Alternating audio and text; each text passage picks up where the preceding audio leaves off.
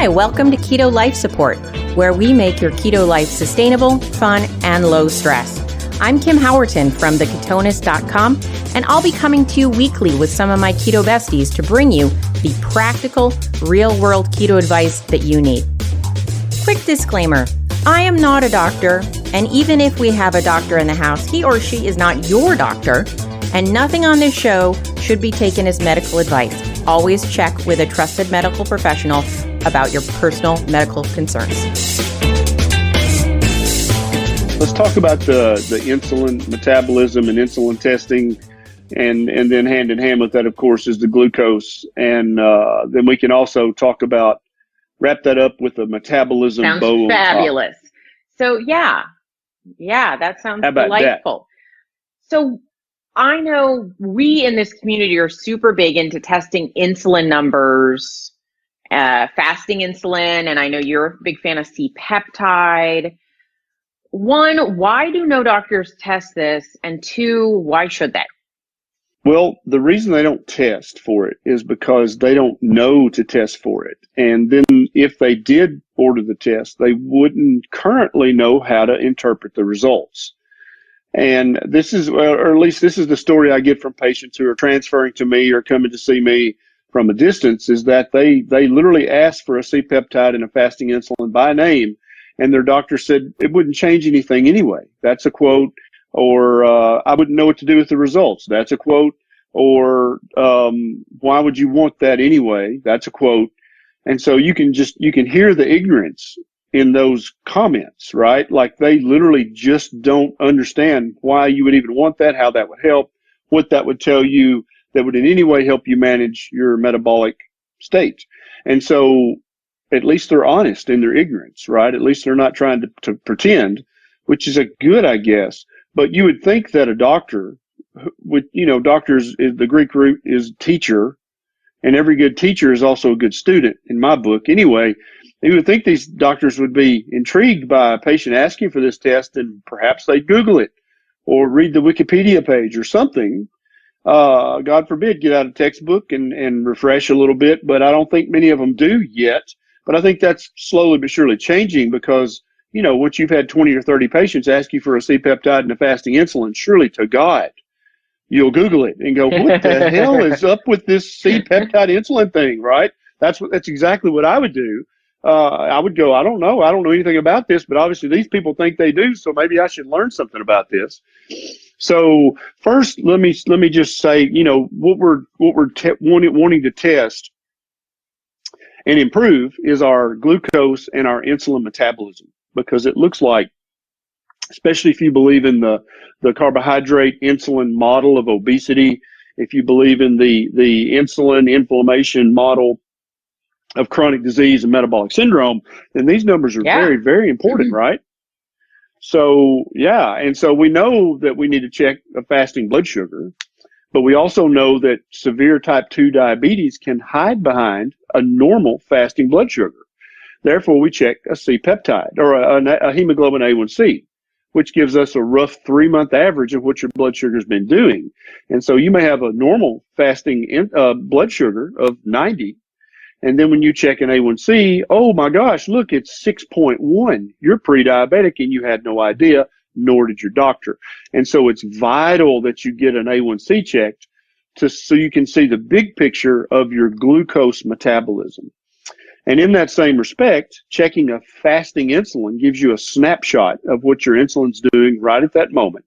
And if you're severely insulin resistant and pre-diabetic or type 2 diabetic, even your fasting insulin will be very high, right?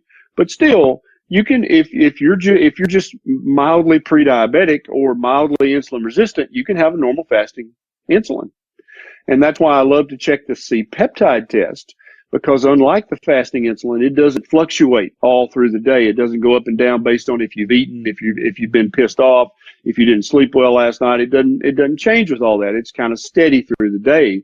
And so then also you don't have to be fasting for me to check an A1C and a C-peptide, because they're still going to tell me the big picture story, whether you have fasted for 24 hours or whether you just ate a Big Mac. It doesn't matter. I can still check those two tests and get great insight into your glucose and your insulin metabolism. And in my mind, the more I practice medicine and the more I look at all this, I think those two markers are just about as important as it gets. Now, there are other markers that are important, but those two, they tell such a big part of the story that they're vital. And so if you can't get your doctor to order a fasting insulin and a C-peptide, then you, as our friend Carl Franklin says, either need to change your doctor, change his mind, or you need to change your doctor, find another doctor, because those are important measurements. Now, some people in the ketogenic sphere of influence will say that people's metabolism can be damaged or even broken. And I've been thinking about that statement and that paradigm for a while, and I don't believe that. I don't think that's true. I think if your metabolism is broken, then you die. Now, your metabolism can be severely deranged, no doubt. You can really have mucked up your glucose and insulin metabolism with your diet and your previous lifestyle. But I don't think that you can break it and still be alive in any meaningful way. So I think there's hope for everyone, no matter how high your A1C is. I think there's hope for you no matter how high your C-peptide is or how low. I think there's hope. And I want everybody to understand that. I don't think there's such a thing as broken. There is deranged, but not broken. Because that implies you're done. Yeah, deranged, mucked up, messed up, temporarily, whatever.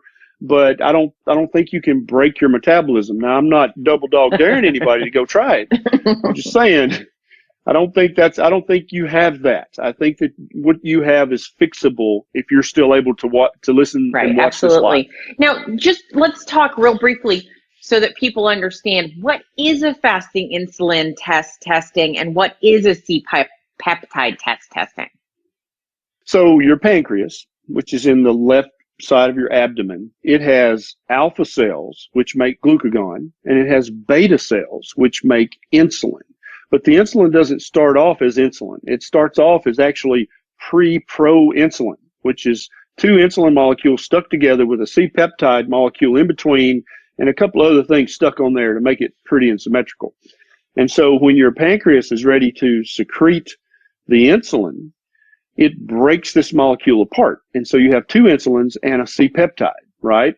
And the insulin is immediately going to go to work, either storing fat or lowering blood sugar levels or doing any, and that's not the only two muscle things growth, insulin does. A lot of people oversimplify that. Insulin does hundreds of things. That's right. Exactly right. It does hundreds of things, but those are the two things that we really care about usually.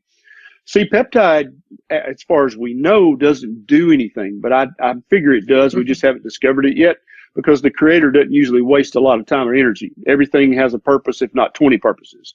So I suspect C-peptide does do something. We just don't know what it is yet. But so the fasting insulin or just checking a serum insulin level, it can fluctuate 20 or 30 points over the course of a day, depending on if you've eaten, not eaten, slept well last night, slept like a baby last night, got pissed off at your spouse, almost wrecked your car, got a ticket. Any of that stuff can make your insulin go up or down. If you worked out before you came to the office, right? If you didn't work out, any of that can affect your insulin. So the insulin is constantly going up like the tachometer on your car.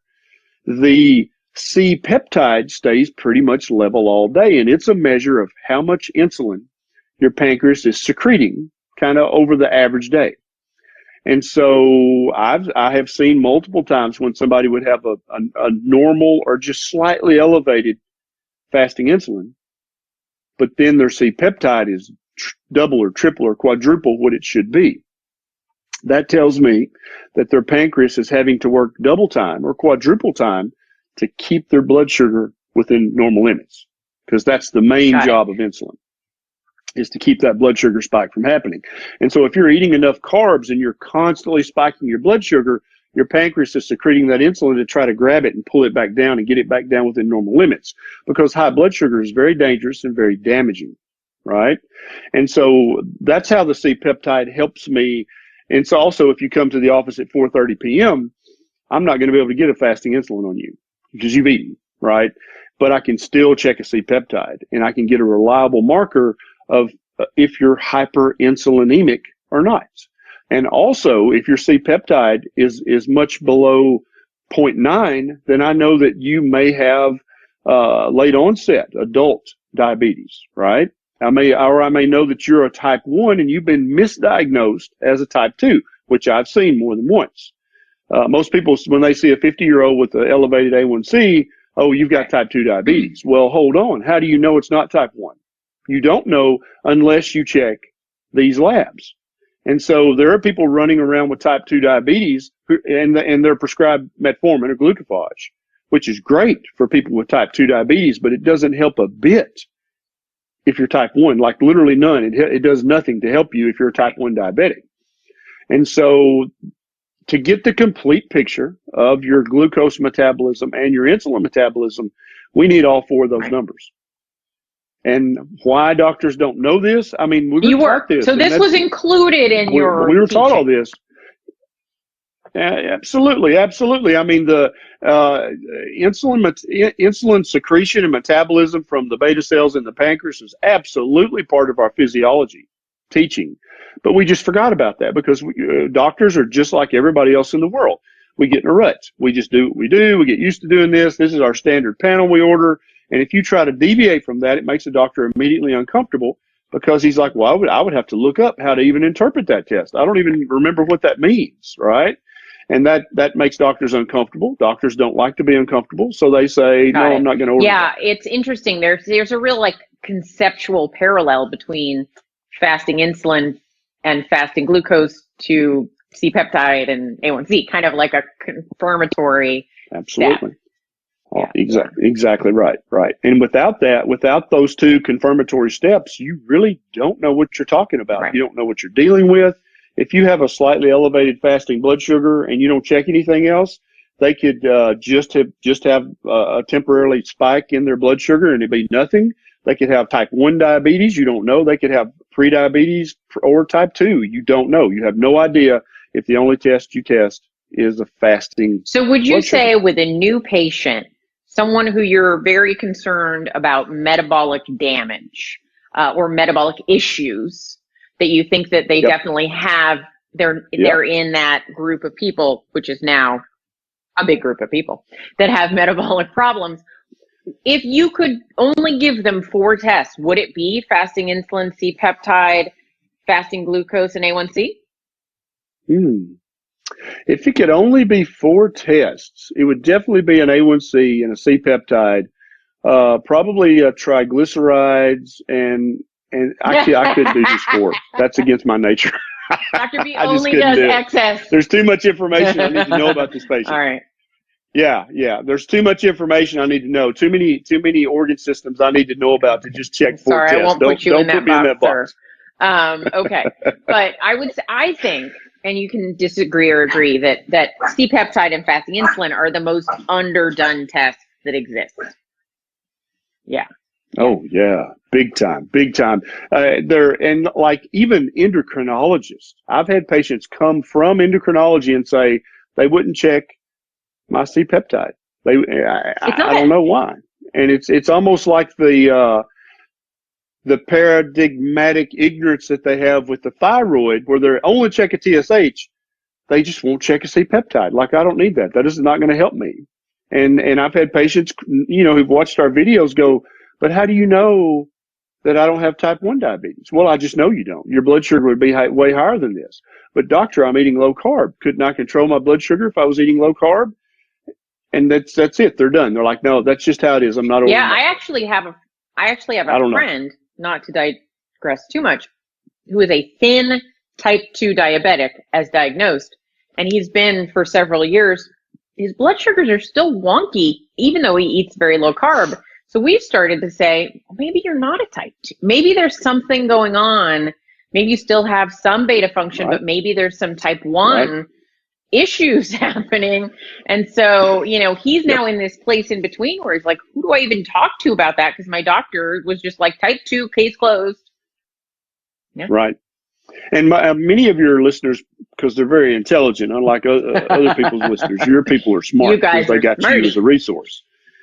They know that there is such a thing as LADA, which is late onset adult type 1 diabetes, basically. And you hear a lot, oh, your pancreas is burning out, right? And almost everybody that comes to me and says, my doctor said my pancreas is burnt out, so he put me on insulin. I check a C-peptide and it's sky high. The pancreas is not burnt out. It's working triple time trying to keep the blood sugar down. There's nothing burnt out about it. And another great thing about, especially if somebody's on insulin, you're never going to be able to check the fasting insulin because they're giving themselves exogenous insulin, right?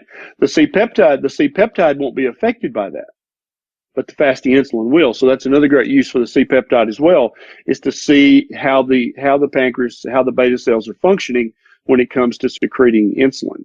So it's really a big deal. It's vastly underutilized, and I don't know why. But if anybody's listening, they've been told, oh, your pancreas it burns out in type 2. That's what type 2 is. Like that is the statement of a doctor that doesn't even understand basic physiology of type 2 diabetes. The vast majority, 95% of the type 2 diabetics I check a C-peptide on, the C-peptide is high, not low. As that's what it would be if the pancreas was burned out. I maybe see that once a week when somebody has burned out their pancreas and now has LADA and is not making insulin anymore. I just don't see that. Yeah. So over time, when doctors will get to a point where they say, well, it's inevitable that you go on insulin. If it's not your pancreas, quote unquote, burning out, what is causing that? Your doctor giving up. Okay. Bold statements. Yeah. So if I check a C-peptide and it's 4 or 5, your pancreas is literally working triple time trying to keep your blood sugar down. Why would I give you, you already have hyperinsulinemia. You have endogenous hyperinsulinemia. Why would I give you more insulin? And I think Jason Fung, his paradigm is spot on. It's not that the glucose can't get into the cells and the cells are starving. That's ignorant. That's not how it is at all. The glucose can't get out of the bloodstream into the cells because the cells are already packed full of glucose. And the damage is being done inside the cell as well as outside the cell. And so you can put all the insulin in the world in there and you might push a little bit more glucose into the cell, but there's no room for any more glucose. The cell's already saturated with glucose. And so adding insulin to that equation, all you're going to do is make them more hyperinsulinemic, cause more damage, increase inflammation, and increase the risk of ultimately dying early of a heart attack, stroke, liver failure, kidney failure, etc. So your doctor's not doing you any favors if you're a type 2 and they put you on insulin. They didn't help you at all. They actually probably just made you sicker. Absolutely. Well, so what should people do about this? I know, we quote the great Carl Franklin about changing your doctor if you can't change your doctor. But I know personally from my experiences with Dave Feldman as a citizen scientist that you can get in almost every state. There are a few states that you can't, but in almost every state you can actually order these tests yourself. Right. Do you find these tests hard to interpret, the C-peptide and the fasting insulin? No, I mean you mean for me to interpret the test? Do you think like a layperson with a little bit of information could interpret these tests? Oh yeah, definitely. Basically, it's simple. If your C-peptide is 0, you're type 1 diabetic. If your C-peptide is above the normal range and your A1C is high, then you're either a pre-diabetic or a type 2 diabetic, and you're insulin resistant and you have hyperinsulinemia. It's actually quite simple. That's why it's beyond me that the average doctor can't pick up on this very quickly when patients start to ask for this. But yeah, anybody, you could order this from any of the labs, right? The online labs. I can't think of the name of one right now, but I'm sure you know a couple. You can order those tests, and then usually those labs will include information in how to interpret, or at least to understand these lab results. But just 10 minutes of Googling over a cup of keto coffee, and you'll understand exactly what these numbers mean. They're not really complicated. Now, thyroid numbers are kind of complicated. It takes a few years of experience to be able to tease that out. But these numbers, the pancreas numbers, are not complicated. They're pretty straightforward. Okay. So, and then that would be a place that, so some of you, if you have sort of learning deficient people in your life who are being a little stubborn, you know, I do hear stories. I don't want to be a doom and gloomer. I do hear stories that doctors, by the 20th patient who says, but this is what my labs show, will change. Like it will force a change. And so being informed yourself, you know, I would look at it. Sometimes people will be like, it's such a bummer, I have to be so informed. But look at it as like a really good opportunity to learn and grow and educate yourself. And potentially then you could be the catalyst that changed your doctor. And then your doctor now can save all of these other people that they couldn't before. How much sort of good feelings you'll get, how much good karma you're going to get. And you're not even exaggerating. I have seen this happen. I've had patients come to me and say, my doctor is now on board with keto. He now understands. He checks C-peptides on everybody. This happens. And I think it's a beautiful thing when a change like this happens from the bottom up. I just love that. I've always rooted for the underdog. And I think in this case, the keto underdog is taking the lead. And that makes me very happy. But yeah, and I was actually, did a video with Bart Kay. I don't know if you know him. He's a randy fellow from the other side of the world down under. And we basically, you can't trust blindly. You can't blindly trust your doctor with your health currently, because doctors are very confused by the messages they get from on high, from the AMA, the ADA, the AHA. They're very confused by all this stuff right now. They see keto working. They see their patients losing crazy weight and stopping medications, but yet everything that they've been taught goes directly against that. And so doctors are in a turmoil right now. Everybody is fighting for their stature and they're fighting for their position, right? The ADA is trying to buckle down and defend themselves. No, we've been right all along. We haven't been wrong, right? That's why all these keto studies are coming out. 3 eggs a day will kill you. Keto crutch, all this ignorant stuff is coming out, is because they're trying to save face. They're trying to squelch keto, but it's not working very well. Actually, I think they probably should stop that, because I think it just helps us when they do that. But the average doctor, where the rubber meets the road, the guy who's actually seeing real patients every day, he's stuck. He's like, what the hell is going on here? I mean, all my patients are getting healthier, but it ain't because anything I'm doing. They're doing it themselves, which is great. But also at the same time, they're kind of stealing my thunder as a doctor, because I want to be the one help people get better. So I think that a good doctor, a doctor who's still young enough to not be daydreaming about retirement, is going to be looking into all this stuff and reading some books and learning up, as we say. And so I think you're going to quickly see things start to change, and keto is going to become much more mainstream and accepted by most primary care for sure. PAs and nurse practitioners are coming on gangbusters, and the average internist and family doctor are not far behind. Yeah, absolutely. I really think we're in the middle. I mean, I might be an optimist, but I think we're at least at the start, if not in the middle, of a revolution of people really like being educated and learning their health. Yeah, absolutely. So tell me, once people are armed with this knowledge of what's going on with their insulin, what's step 2? Does that make sense?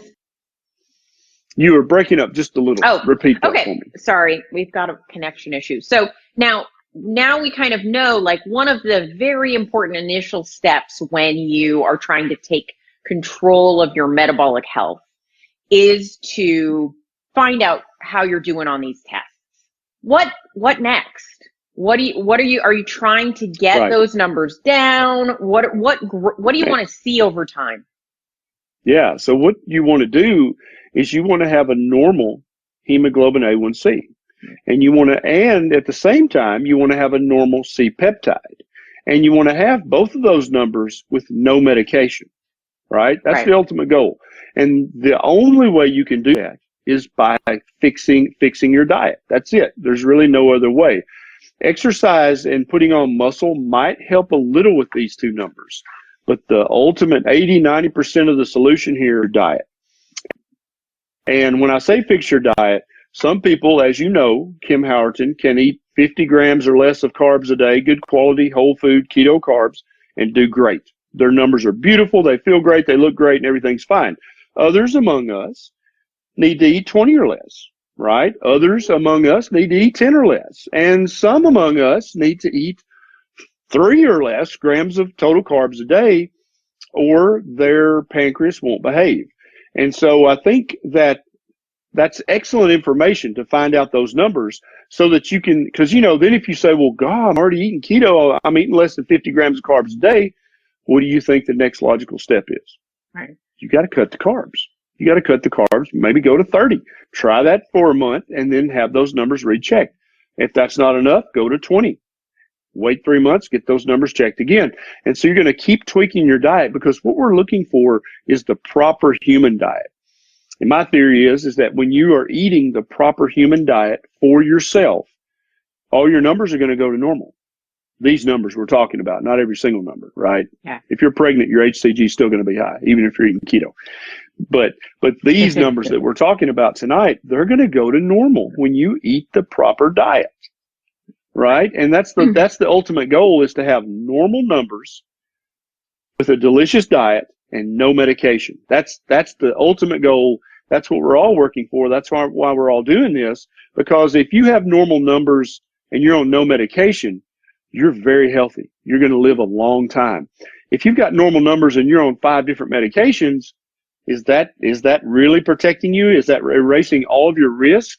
I doubt Right, it. because they've actually, right? I think you're still at very high risk for actually, that's sorry. right. You guys, we have a little time delay between us, so we try really hard not to talk on each other, but it happens. Is they've done studies, and they thought if we really tightly control these diabetics' blood sugars with medication, they'll live longer. And they didn't. That's exactly right. Sorry. And I used to be one of those doctors that if I diagnosed you with type 2 diabetes, I was all over you with 2 or 3 different medications, and I was very quick to start insulin, because back then I didn't understand that insulin was also damaging. And so I would do everything in my power to get your blood sugar and your A1C back as low normal as possible. And then the Accord study came out, and we were all like, what the heck? I thought I was helping people here, but I'm not. And so what the Accord study basically showed is that aggressive lowering of the blood sugar and the A1C with medication actually doesn't decrease mortality or morbidity at all, may even increase it a little bit. And the reason that is because most of the medications that we give you to lower your blood sugar are either insulin, which raises your insulin, or they're insulinogenic. They actually cause your pancreas to secrete more insulin. And so that's how all the medicines were working that we tested.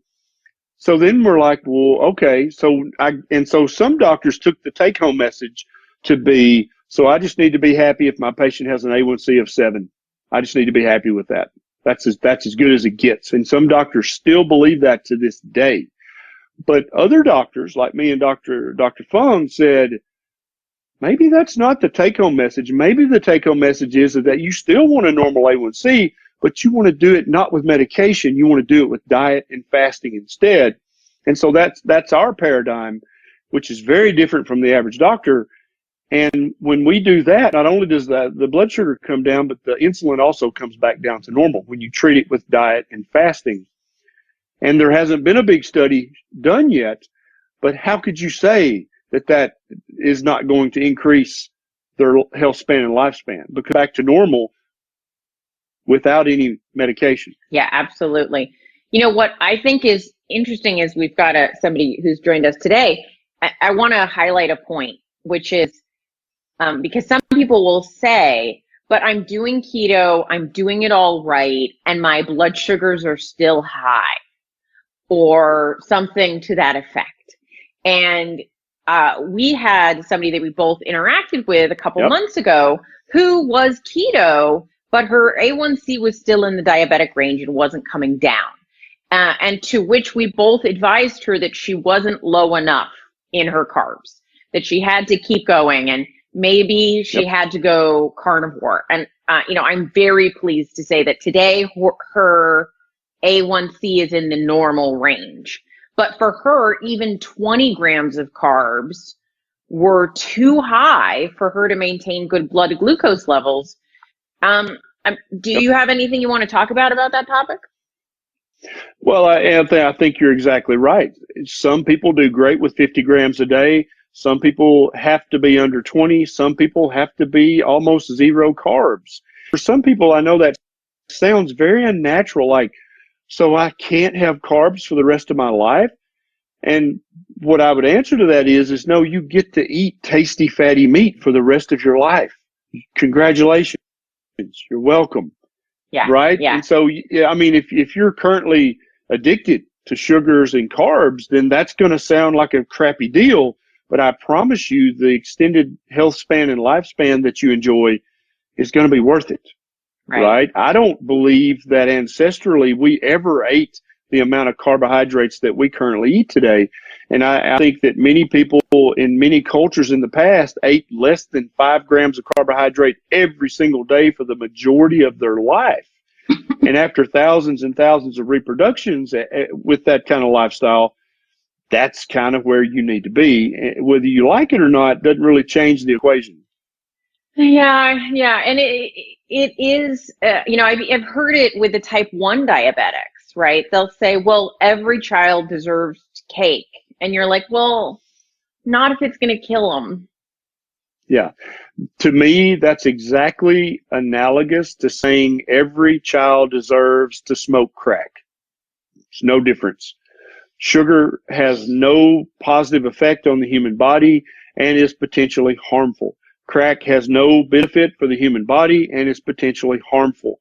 I don't think that all children deserve crack, and I also don't think all children deserve cake. I don't believe that. Yeah, and when Baby Barry gets here, I think Baby Barry will very, very rarely have cake. I just don't think that'll happen very often, and I don't think Baby Barry will be deprived, privileged, because of his or her lack of cake. No cake deficiencies.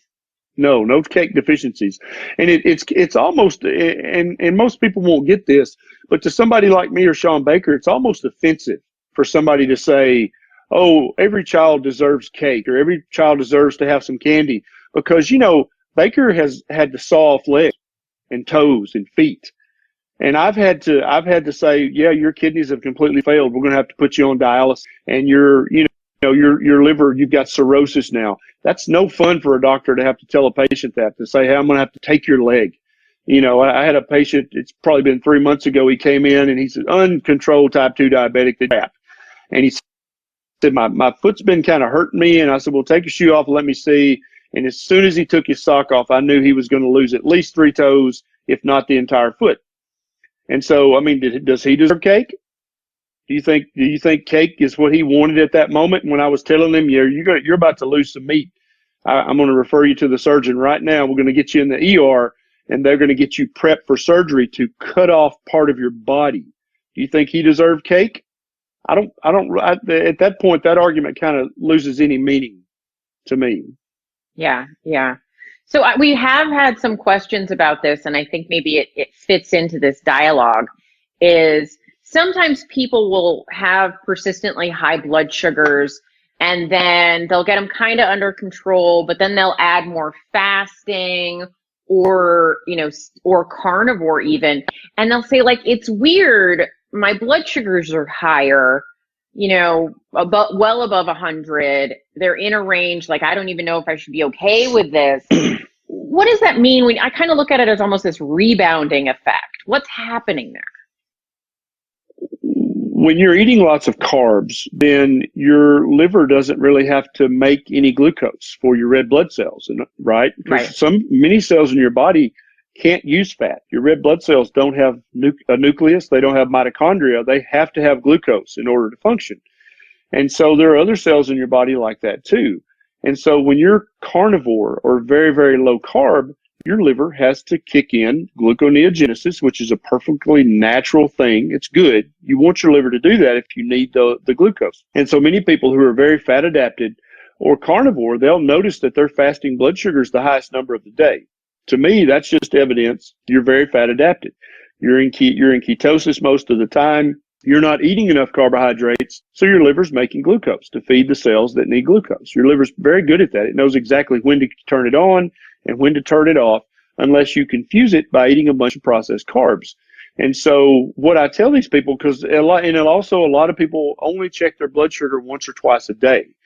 And so as more and more people get continuous glucose monitors, they're going to actually see what their blood sugar is really doing. But for somebody who's carnivore, they may wake up and wait an hour to check their blood sugar and let the dawn effect go away. And they'll be like, God, my blood sugar is 125. That can't be okay. But then if they check it several times during the day, their blood sugar is 90, 85, 80, 75, and it stays like that even after they've eaten all day long. And I say, let's check your A1C and see what it is.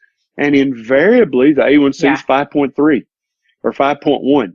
So the A1C is beautiful, which tells me their average blood sugar over the day is exquisite.